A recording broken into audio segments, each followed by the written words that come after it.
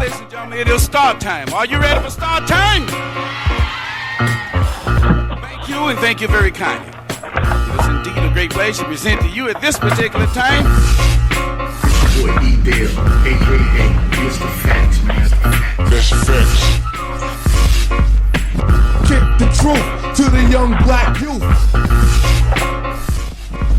That's facts. That's facts. It's your boy E-Dale, a.k.a. Mr. Facts. That's facts. Oh, this is bueno.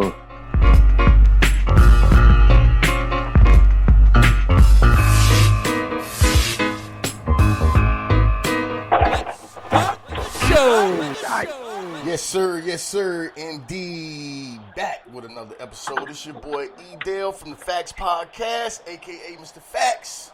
Today, I got my resident guest on again today, man. My guy, David Washington, aka Mr. Peanut, in the building. So, Nuts, you here with me, bro? Yeah, we in the building. I ain't know what you was about to do just then. I was gonna say, hold up, okay. So look, man. Look, you sent me a video a week or two ago, man, and I've been watching this video over and over and over again. And I think now is a good time to actually talk about this video, considering that the January 6th Capitol riots and all of those things is taking place with the climate in the country and all those things. So look, man, the video you sent me, man, is definitely dealing with how the political parties actually view black people and the black community. So look, first, I'm going to play a clip because I know most people, I've been playing it a little bit, but I know most people really haven't been paying attention to things like this, which I think that they should pay more attention to when it comes to politics. So look, I'm going to play this video, and then I'm going to let the people hear it, and then I'm going to get your explanation on this video. And do you think that this is a round table talk of politicians today? So here's a clip of the video.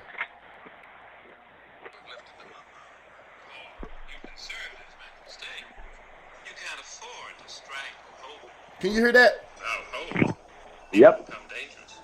No, Howard. You liberals have let them invade our society. You give them jobs, political jobs. Oh, you missed the point. It's only the smart ones we move up. That makes it even worse. We have to move them up.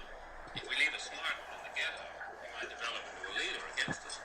But if we raise him up into white society, we neutralize him. He feels compelled to try to act like us. He loses his identity and his racial anger, if he has it. He becomes alien to his brothers. They realize he sold them out and they grow to hate him. He becomes worthless to them and safe for us. Hold on, I'm going to stop it right there because I know it's a little video. It's got a little link to it.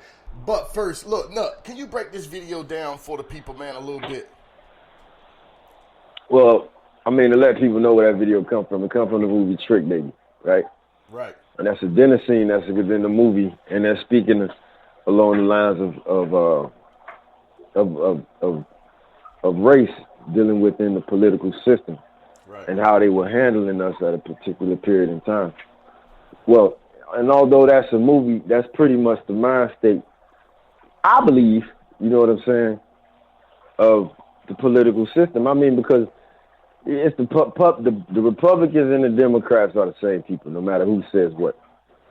It's once you start compromising in any situation, then you're pretty much saying, okay, well, you quid pro quo. Scratch my back, I scratch yours. You give me this, you get. Because it's the same country. Right. So, and if you think about how the Democratic Party has handled black people, we think, well, okay, they are the party of us because, you go to the civil rights movement and all that, and then they were enacting, pretty much civil rights. Right. And a lot of the social programs and things like that, those programs, and not discounting the civil rights, he's talking about Voting Rights Act and things of that nature, the social programs, when they were giving out, they pretty much crippled Black America.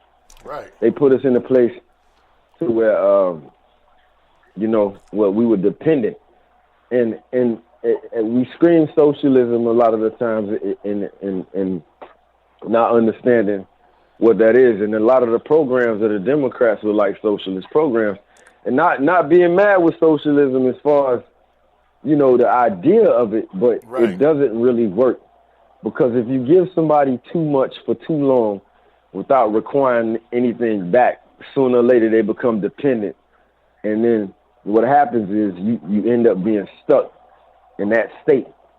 Right. And the Democratic Party has pretty much, and I think it's an unintended consequence. It would be hard pressed to say, it was all on purpose. You know what I'm saying? Right. I think there were some well-meaning people that thought, well, this would help. Because, I mean, just think about it. If you gave every person in America today, black person, $1 million, would they fuck it up? Right. And this is not people, but there has to be a certain amount of education and a certain amount of understanding to handle that newfound, wealth. Right. Or if not, you give it right back, because nobody has been taught how to handle themselves to where, you know what I'm saying, you don't have to be dependent or fuck up whatever you've been given, because, you don't know the rules of engagement to take care of it. So the Republicans, I mean, dealing with the video, you got the Republican guy saying, hey, man, listen, y'all killing the country. Y'all letting these niggas in. You know what I'm saying? You giving them jobs. You doing this, you doing that. Then the liberal guy, and then this is the coldest thing about it. He's like, man, listen, man, if we don't, shit, the country gonna crash, because then they're gonna realize, hey, man, we tired of this shit. So if you give them a little bit to keep them quiet, you know what I'm saying? So all is well. So look, me getting this video, I had to draw the conclusion to come to the conclusion that really the black community are just pawns in the political game, right? I think that statement or that conversation is very well true, and is still said throughout America still today, because you could tell, you could look at it through the eyes of employment. You know what I'm saying? It's like, if you're looking around, and I'm watching, and this is why I said I watched this video several times, because I was sitting in my own office myself, just looking around one day, right? And I said, look, I'm the only black guy here in the office. You know what I'm saying? It seemed weird to me, because it's almost one of those moments where you feel like, I do hear some stuff like play the game. You know what I mean? You got to play the game. Right. It's just certain trigger words, you know what I'm saying, that's being said, and I don't even know if they think that I am smart enough to actually understand what they're saying. They just, just saying it, and it's like, I don't know if it's one of those things where it's just embedded in them or what, but I do see some of that ringing as truth, that you put some people up and they want you to change. And I'm at the point, I'm like, look, I can't change for nobody. Look, yeah, I could be I could be professional and do a lot of other things, but I can't change who I am. You know what I'm saying? As a person. But looking at that, I think that it rings true. So are black Americans political pawns? Are we just like in the middle or the center? It's crazy, man. It on one hand, see, on one hand, we got enough room to fight back. If we was to consolidate all that we have, I mean, we're not a monolith by a long shot, because you when you go all the way back to like a lot of the damn don't let me get tongue tied today. a lot of the frats have Boule behind them. Who? And Boule, like look up the Boule, and a lot of the Boule was considered like the bougie upper class of America. Okay. Now, in a sense, if you look to them, and a lot of those stemming back way back then, it would seem they were willing to conform and say, hey man, look, we can be this way and that way, and those were the upper class blacks. Right. Coming into the beginning of the 20th century and all that. You know what I'm saying? And they would have these big galas and all this, and they would pretty much be ready to get into the system. I think it's a culture thing in America more than anything because we're a subsect of America, although we are Americans. So, you know, like you say, while you sit around in your office and you just gonna be you. See, they not used to the swag. They not used to the vibe. They're not used to it. We don't speak the same. We don't act the same. We don't talk the same. Right. Now, within that, we need to understand that we still are the same people. That colorism shit started in America and it fucked all of America up, including black people. Right. I mean, because we look at certain islanders or people that come from other places, and they'll say, well, I'm not black, and they be black as hell. And then, you know, a black American to get mad. Right. But in all truth, we shouldn't. Because, see, this is, now, in Rome, you do as the Romans do. Now, in America, since they started colorism over here, and it's a fact that it's because all Europeans, they would be Italian, they would be British, they would be French, they wouldn't be white over there. Right. And then they would be Irish, because the Irish was the white niggas of Europe. You see what I'm saying? Like, they the niggas of Europe. Right. You feel me? So, they the underground world people. Well, I mean, not just that. You feel me? That's how they were looked at. Like, I mean, even when they came to America, like, watch this movie called The Green Book, man. The Green Book, and in the Green Book, it's a black guy that pays this Italian white man to drive him through the South. I seen it. Right. Remember when the cop called him? He say, "Oh, you a nigga too." Remember that? Oh yeah. I do remember. That's facts. They looked at them like the same way, but the difference between being a European white coming over here and being called a nigga is the fact that they still was white. Right. They could maneuver through places and do things that we couldn't. They didn't have to tell a motherfucker that they was Irish, English, or you feel what I'm saying? Right. They just said they was white. Yeah, I'm white. Right. You feel what I'm saying? They didn't have to run through that. So, as far as black people, we have to get to a point to where we understand that us consolidating our power, thought process, actions, and resources would actually put us in a better position, regardless if we were or were not in a political field. Right. A lot of things that we depending on from each party, it wouldn't really necessarily be in their hands. You know what I'm saying? Right. So that's my thing with it. I'm sitting back and I'm always watching. Like, let's take the last election for example. I'm just sitting. I know black people say, look, I have to take the better alternative. You know what I'm saying? And which they feel is Joe Biden. But I just think that most black people go too far, especially the social elite black people go too far when they start to follow these politicians the way that they did, especially with Joe Biden, because in the end, you're really never going to get anything, not specifically just for the black community. Because if you ask a politician when they get in office or when they're running from office, a white politician, not a black politician, if you ask somebody like a Joe Biden and say, hey, what do you plan on doing for black America? The first answer is we're going to reduce the incarceration rate, the sentence rate, you know, the all of those things. So it's almost like they're saying that, look, we know we putting y'all in jail for anything and keep you in there long, but we're going to do better with that. We're going to try to stop locking y'all up for just so long, but we're going to keep locking you up, but we're just not going to do it for so long. You know what I'm saying? Longer periods of time. Well, to be honest, Obama kind of helped with the restrictions on the police. As far as, you know, Trump gave so much power back to the police to be dickheads. It's not funny. Right. Like the things that he rolled back that would have them actually under scrutiny and have them, you know, tiptoeing a little better. Right. You know, they pulled all that shit back, and then they fed us that, you know, that crime reform bill. Right. And like you just said, man, shit, how the fuck you gonna... Right. You let me out early, but you're locking me up faster. What the fuck? Right. Like that? Yeah. Don't make no sense. That shit is crazy.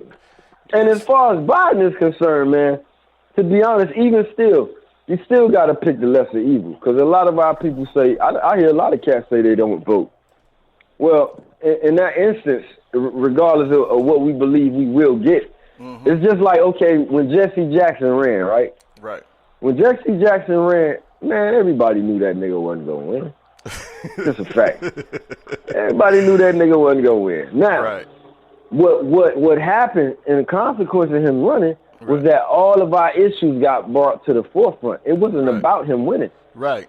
It was about being heard, and that was accomplished. So because he knew he wasn't gonna win. Right. So he basically just wanted to just air out what's going on really and put that out there and say, hey, look, this is what we really need to be looking at. He just really wanted to be in the spotlight. Well, I mean, it put it in not so much that he wanted to be there. It's the understanding that listen. You got to put some type of effort in, no matter if some fights worth fighting, even if you lose, and some fights ain't worth fighting, but even if you win. Right.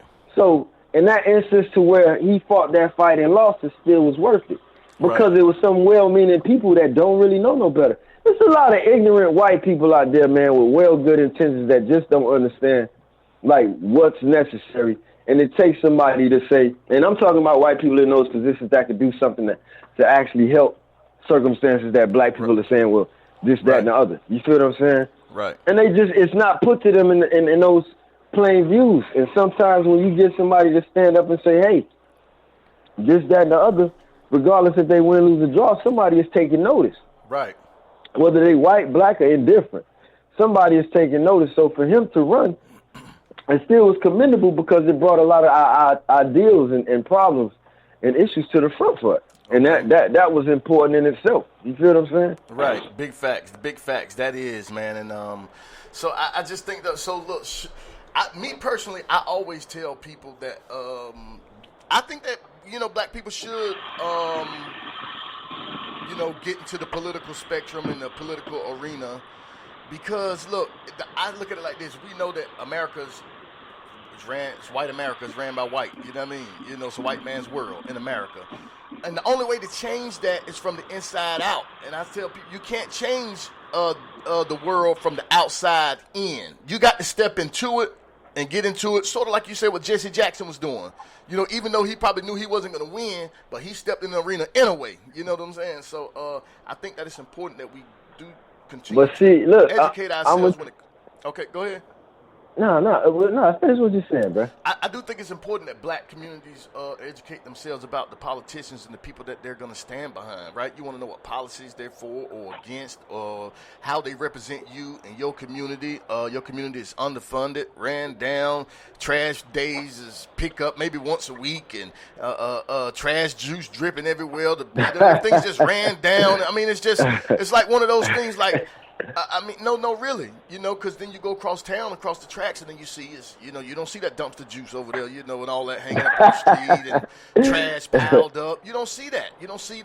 Sticks, leaves piled up, waiting to be picked up. You don't see that on those sides of town. So, me personally, I just think that the only way to change America for black people is first jumping in the game, playing the game, getting in the game, and playing, trying to change it from the inside out. It's going to be a lot of work. And two, I just don't think that black people could ever be free, especially in America, until they're financially free, right? Because financial freedom gives you the ability to do things that you would not be able to do, or be able to educate yourself in a way to actually gain the knowledge on how to kind of live a longer, healthier life. You know what I mean? Things like that. You know what I'm saying? That the black community need to be thinking about. So, well, I mean, I think, okay, it's a movie called A Spook That Sat by the Door, right? That's kind of what you're saying, like somebody getting in on the inside. But to offset that, you got to think about what was said in that movie clip. A lot of people that actually, the people, our best and our brightest, when they actually get into those positions, they forget where they come from. A lot of them, and then you feel what I'm saying? Right. A good portion of them, they get flipped, just like he said.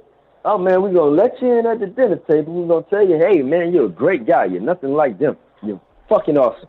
I hear that all the time. Man. You see what I'm saying? And see, they expect you with that not to remain the same, which means once you come on board with the way they think and the way they act, there's nothing. So when we raise up our people, we have to give them a sense of worth to when they actually get into these positions. They don't get lost in the fact that, hey, man, I still got something to do at home. Right. That's kind of like what the spook that sat by the door was. Right. Guy got taught by the government, and then he went back to his people and then helped them out.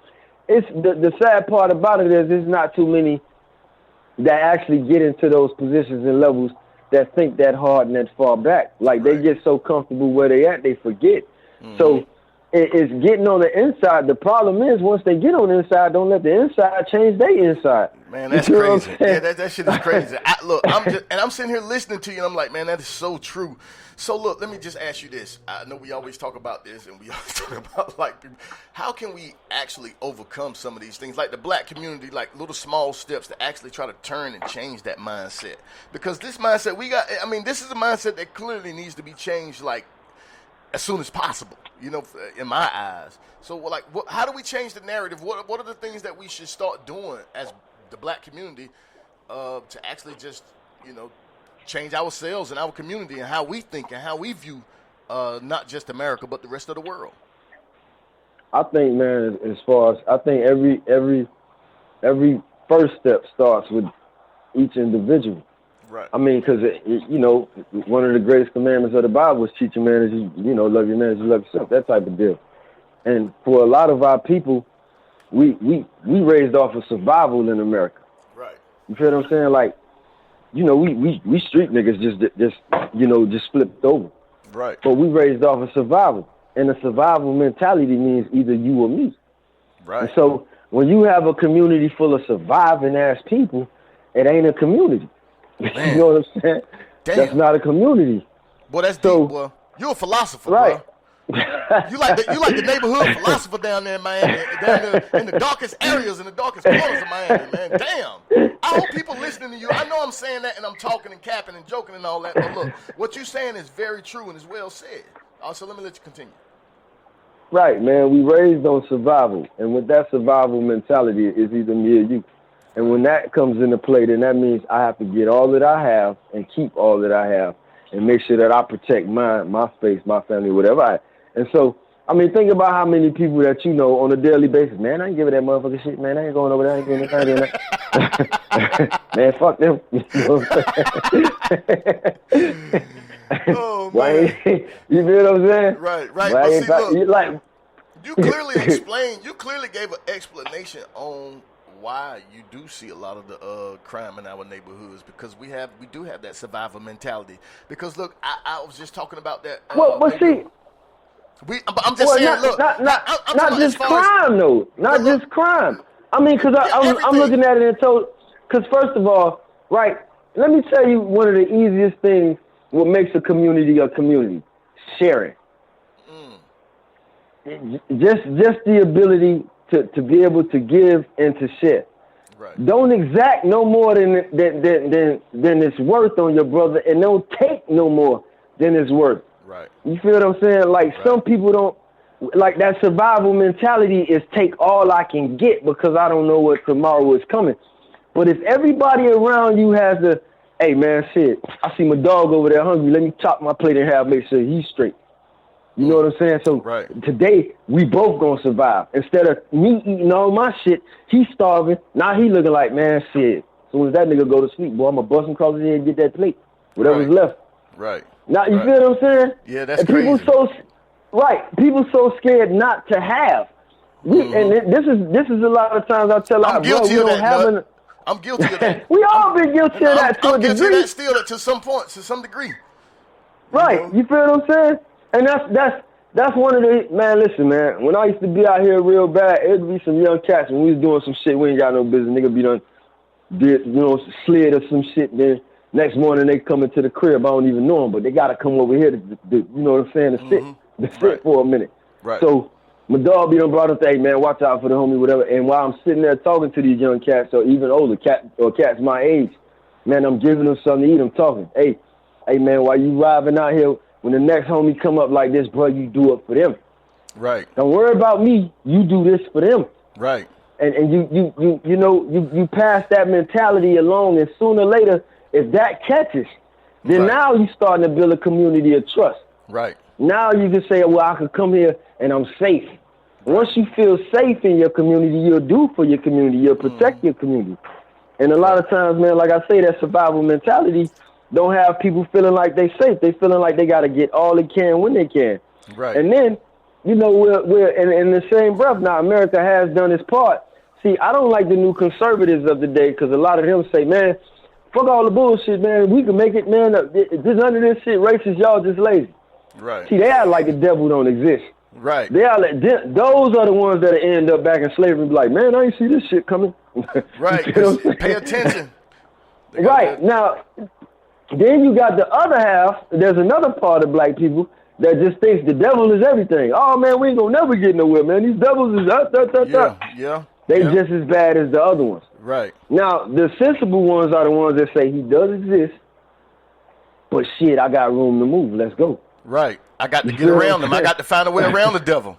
Right. And I can't focus on them too much or I'm going to be stuck just staring at him. Right. And I can't pretend he don't exist because when he rope my ass off, I'm going to be looking dumb as hell. Yes, you know what I'm saying? Exactly. Right. So it's a mentality, man, that needs to be bred in our community, man, that'll really push us far forward. But you can't keep saying in one hand, this is impossible or this can't be done. Right. Because it's a lot of things. Listen, no matter how many ambitions that we have coming against us, bro, listen, you done jumped out the pen doing your thing. I done been down bad, now up doing. You understand what I'm saying? Right. But we know the devil out there. I ain't finna pretend like he don't exist. Yeah, but boy, I'd be a fool and say my life rested in his hands like that. Exactly. I might have to dig up under some shit. Exactly. I might have to climb over some shit. Right. I might have to blow some shit up to get through it. Right. But I can do it. Right, because it might be a little harder. Look, my whole mentality just got to be, man, look, and I really believe it, like this way, the way that I'm saying it. I really believe that no matter what, it doesn't matter who they are, white person, black, whatever you're doing, I could do it and do it better than you. You know what I'm saying? That part. I really believe that, and I think that upsets white people. They think this is just more about my ambition or me being very ambitious or me looking forward to the future or trying to just build a future in the life for my family to leave them something. See, I'm going hard like I'm doing because I want to try to obtain something. So in the event that I'm not here, I have something to leave my family to continue on. You know what I'm saying? That's the mentality that I want to build in my household, and I think that every black person should have that mentality to try to build in their black home, to try to build their homes up, because when you have that mentality, you do exactly what you said you was talking about earlier. You share, you know what I'm saying, with the community. Right. Whether it's knowledge, whether it's your time, whether it's your resources or the resources that you know or resources that exist that you can point them towards. You know what I'm saying? You share. Right. You don't keep information. It's almost saying like, look, I got the keys to the kingdom of heaven, but I'm not going to unlock the door and let y'all in. Straight up. I'm gonna sit over here with the keys, knowing that y'all beating on the door, y'all knocking, y'all kicking, y'all screaming, y'all hollering for whatever reason, but I'm not gonna let y'all in. And I know that this will be helpful to you. So black people have to stop having that mentality, that survival mentality, and just be stuck, man. Just look out for your neighbor, man. You know what I'm saying? Share with your people, man. You know, let's make it and not just that. The people that's getting shared with don't take more than you need. Exactly. There has to be it's responsibility on both ends. We got to take pride in responsibility, and that in itself, that lower level shit would start so much greatness in our communities and having pride in what we do. A lot of the shit, man, that we like is bullshit, man. Let's come on. Half of these movies, if you done came back, man, that movie was great. Are you serious, nigga? Are you serious? You fucking serious? Like we don't see the nuances and shit. I'm gonna say one right now that everybody probably that's listening to this shit gonna be mad. Black Panther was bullshit. I don't give a fuck who don't like it. Okay, hold up. I ain't gonna say I don't like what you're saying. I want to understand what you're saying because look, the movie was good to me, and I'm just trying to figure out why was it bullshit? First of all, it's the little nuances in there that we don't pick up on. See, they gave us boneless chicken. You feel me? Right. Niggas think boneless chicken is great. No, man, I need the bone in there to know this shit real. Right. You feel me? Right. I need that fucking bone in this bitch. Give me no boneless chicken. I don't know what the fuck that is. Right. Now, see, in the movie, certain aspects of the movie just had me fucked up. Every time the African American was talking to the African, all he kept saying was, "You did this to me." That's people kept missing that. Hold up. Now, in a sense, who said you did this to me? The African or the African American said you did this to me? The African American, your boy, Michael B. Jordan. Oh, he said that he told it to the African. You did this to me. What did he mean by that? What do you mean? as far as him being left behind. Okay. Right. Y'all watch the movie again, as far as him being left behind. Now, the white boy, why he get one of the most important roles? And the only thing they did was talk shit to him, but he still get to fly the you understand? Mm-hmm. Then at the end, when it comes time to save your own people, what do? You let this shit slide. You let it slide. No, I'm going to give it to the world. No, fuck that. Give it to your brother first, nigga. Right. Fuck wrong with you? Right. Nah, that movie was shit. Okay. Well, look. I mean, looking at it from that spectrum, man. I'm definitely gonna go look at it again because that is very interesting that you said that, and I'm pretty sure that the viewers or the listeners they're gonna go back and get that and comment on this later and be like, yo, your man was right. I was like, yo, that's my bro, man. He know what he talking about. So I'm gonna go back and watch that joint because I missed that little nuance myself. You know what I'm saying? So, bruh, listen, I didn't. Once I saw that, bro, I was done. The fuck you mean? You got a chance to save your people and you talking about no. So that's subliminal bullshit right there. Just think, listen, that movie only made money because every nigga in the world went out to spend their money to watch it. Right. And every black person in the world nobody caught that fact that at the end of this movie, when we had a chance to save ourselves, we chose to save the fucking world. No, nigga. No. So look, what about the people? No. Look. What about the people that say, "Hey, look, man, no, you going too far, man. You looking in this too deep. It ain't that serious. You looking into why you just looking at it that deep? You just like you trying to make. I tell every person that would say some shit like that. When this shit sells, your ass ain't getting on my boat. I gotta leave a nigga like you behind. Oh man, you ain't tearing my shit up. Okay. Ain't fucking with you. If you can't understand that, I'm done. Boy, you crazy as hell.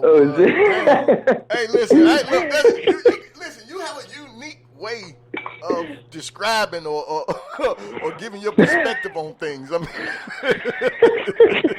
hey, look, it's entertaining. It's not. Listen, I'm not gonna sit here and say that it's not entertaining because it is. But also, I will say this shit has truth to it. This is not something that you just not spewing off anything, right? You know what I'm saying? You educating the people actually. And a lot of times, like you say, I even missed it. We miss things. You know what I'm saying? That's why we need people like you in this world. That's why we need other people like you, people such as myself, because we need to teach each other things. Iron sharpens iron. You know what I'm saying? Mm-hmm.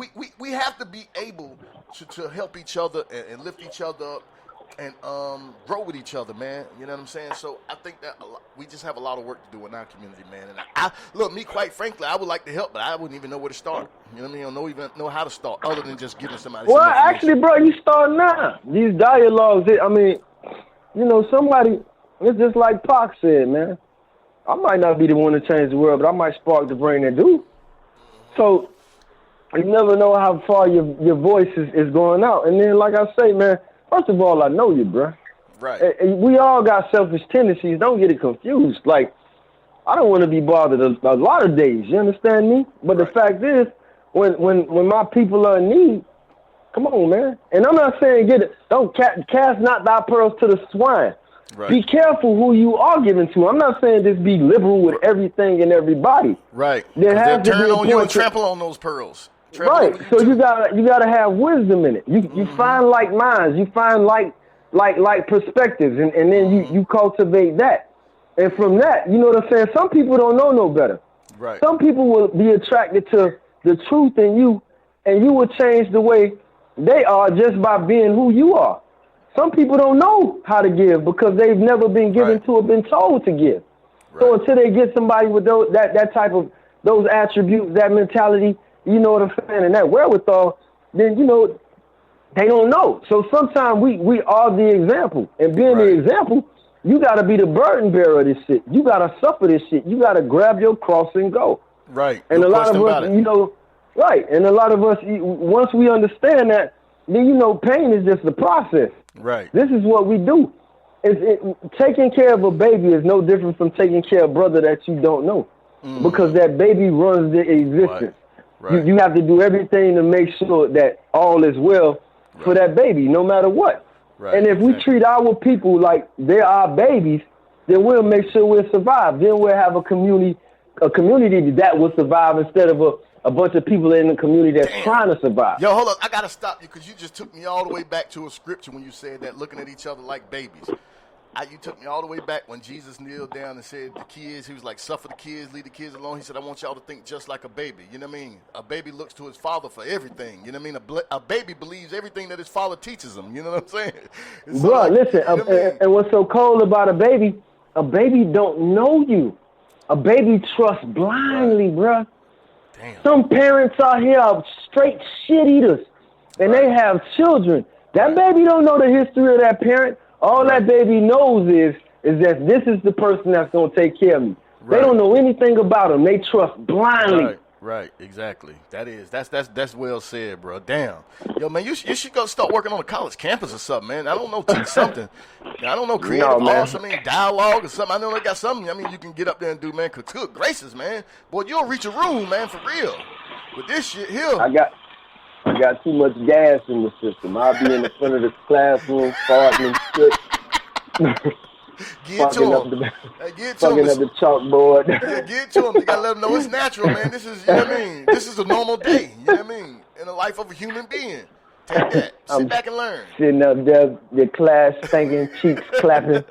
They looking like Professor Stinky up here. No, no, man. But shit, yeah, bro, we gotta. We just gotta learn how to take care of each other like we would take care of ourselves. And the problem with that statement in the same breath is some of us don't take care of ourselves. Like we don't look at ourselves like we're important. Right. So we need to have that's the whole thing. Right. That's the whole thing. I agree. Once we get a better view of who we really are personally, and I'm talking about beyond clothes and all this other dumb shit. Right. But it's funny niggas will go buy Gucci. They spend all their money on Gucci, knowing Gucci done made like 1,000 different versions and slave suits and all this other bullshit. Right. But to go put the shit on because it's a label. Right. And that's the biggest. That's one of the biggest things to me. Like, how can you understand that these people done disrespect you in so many ways, and you are still standing in line to go buy their clothes? Right. That's what I'm saying. You were standing in a line to buy their clothes. Like, where your pride at? What? Right. You'd rather like wear the slave master shit that costs you your whole little paycheck to get the one pair of shoes or that one fucking shirt. If it's real, that's the crazy shit. And you keep wondering why you got to dig yourself out of a hole. Man, and then you look stupid doing it. You look like a slave doing it. You broke doing it.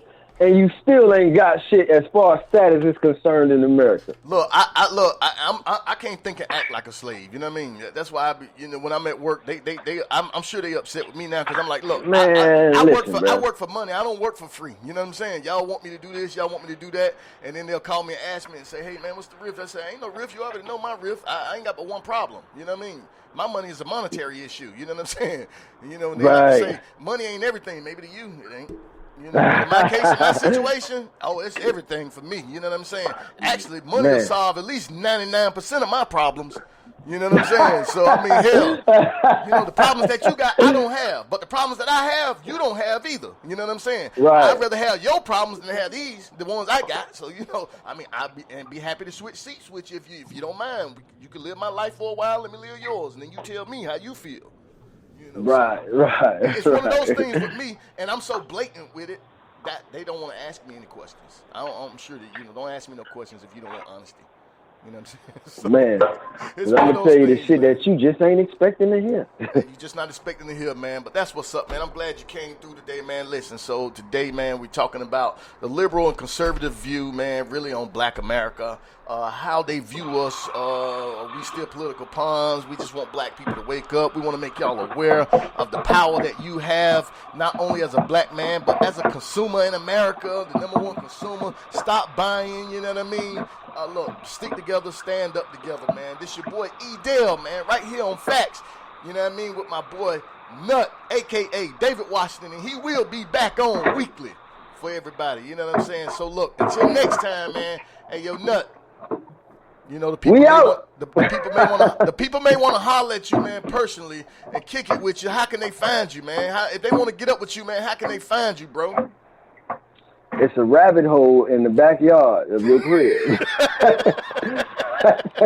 when you see that door open, jump in it. Hey, listen, Nah, I ain't got no real contacts right now, man. But I'm when I get. Hey, let me tell y'all something, man. I love my brother, right?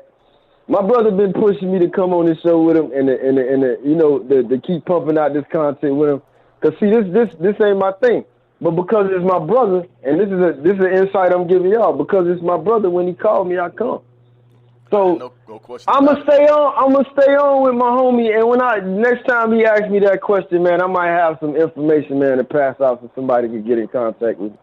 Right now, I do have contact information, but I'm not ready to put that out because it's not set up for that. Right. So, you know, but next time we have that this conversation, yeah, if somebody really want to talk to me, and I don't get that, why would you want to talk to me? Shit. Man, because you got knowledge, man. They may want to ask you questions about anything, bro. You know what I mean? You know, so that's you know what I mean. But that's dope. That's a gateway because look, from far as I'm hearing when people they hear the shows and they hear you on, they ask who you are. Like they like, who is this guy? You know what I mean? This dude, he seems pretty knowledgeable. You know what I mean? I'm like, yo, this is my guy, man. He's very articulate, man. Look, so he expresses himself the way he wants to express himself, and you ain't gonna stop him. You know what I'm saying? No, man, that's why I'm scared of this show. Because listen, somebody gonna pull this shit up one day. Be like, you said that, so did. Right. Did you mean it then? I damn so did. Did you mean it today? Who knows? I'm gonna grow it up. All right, man, that's what's up, man. That's what's up, man. I'm glad you're here, man. I appreciate you, man. And until next time, man, this your boy E-Dale on Facts, right here. We out. So now, ladies and gentlemen, it is start time. Are you ready for start time? Thank you, and thank you very kindly. It is indeed a great pleasure to present to you at this particular time. It's your boy E-Dale, a.k.a. Mr. Facts, man. That's facts. Kick the truth to the young black youth. That's facts.